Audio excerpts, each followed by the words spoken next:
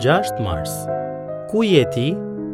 Njeriu e gruaja e tij u fshehën nga fytyra e Jahvehut Perëndi. Dhe Jahvehu Perëndi i thiri njeriut dhe i tha atij: Ku je ti? Zanafilla 3, 8 deri në 9. Për te i kufive etnik, gjuhësor dhe gjeografik, fëmijët kudo e shijojnë kënaqësinë në të luajturit ku ka fshehtas. Kjo është një lojë universale dhe e pafajshme.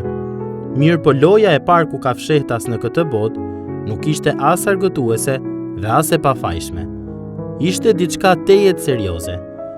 Pas mosbindjes së Adamit dhe Evës në kopsht, ata u fshehën nga njëri tjetri pas gjetheve të fikut dhe nga krijuesi i tyre pas pemëve të kopshtit.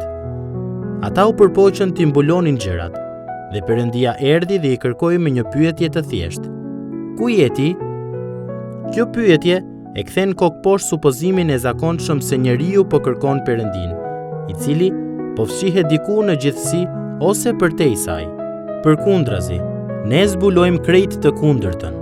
Jemi ne ata që po fshihemi dhe Perëndia është ai që vjen për të na kërkuar. Kjo duket si një pyetje e çuditshme që Perëndia t'ua bënte këtyre njerëzve të parë. Në fund të fundit, a nuk i di Perëndia të gjitha gjërat? Mirë po Perëndia nuk pyeti se ku ishin Adami dhe Eva që të mund të merrte informacione të reja, por sepse donte t'i ndihmonte ata që ta kuptonin situatën e tyre. Perëndia erdhi më shumë për t'i nxjerrë nga skuta ku ishin fshehur, se sa për t'i dëbuar.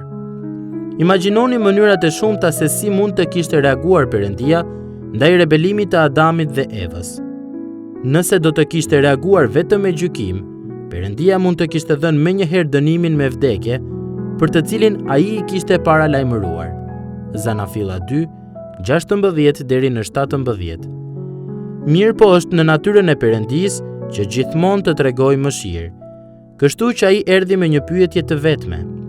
Kjo është rrezja e parë e hirit të Perëndisë, pasi njerëzimi ja ktheu shpinën atij. Perëndia nuk u dha menjëherë atë që e meritonin me të drejtë. Përkundrazi, nga dashamirësia e tij e pamas, ai u dha atë që nuk e meritonin, një mundësi për të reaguar dhe për t'u kthyer tek ai.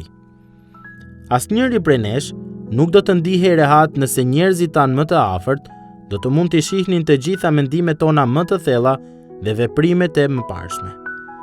Ne mund t'ia fshehim të vërtetën njëri tjetrit, madje ndoshta edhe vetes, por të fshihesh nga Perëndia është e kotë. Thjesht nuk ka asnjë mënyrë për të fshehur dhe nuk mund t'ja hidhni dot fajin askujt.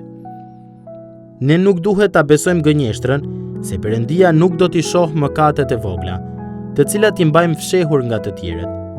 Ai sheh. Në fund të fundit, ai sheh brenda shpirtrave tanë dhe e di saktësisht se çfarë kemi bërë dhe se ku qëndrojmë. Fatmirësisht, nuk kemi nevojë që të shtiremi sikur mund të fshihemi.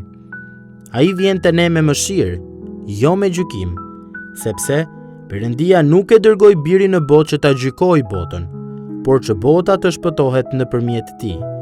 Gjoni 3:17. A je ngarkuar nga ndonjë mëkat kokfort ose turp i fshet? Apo përpiqesh t'ia fshehësh Perëndisë atë që u ke fshehur të tjerëve? Nuk ka pasur kurrë një kohë më të mirë për të hequr dorë nga të fshehurit prej tij. Dil në dritë. Zbuloja atë që s'mund të mbetet e fshehur para tij, që ai ta mbuloj me gjakun e tij, dhe kështu të dish se ai të njeh dhe të ka falur. Ai është një Perëndi i dhemshur dhe shpëtues, që dëshiron një marrëdhënie me ne.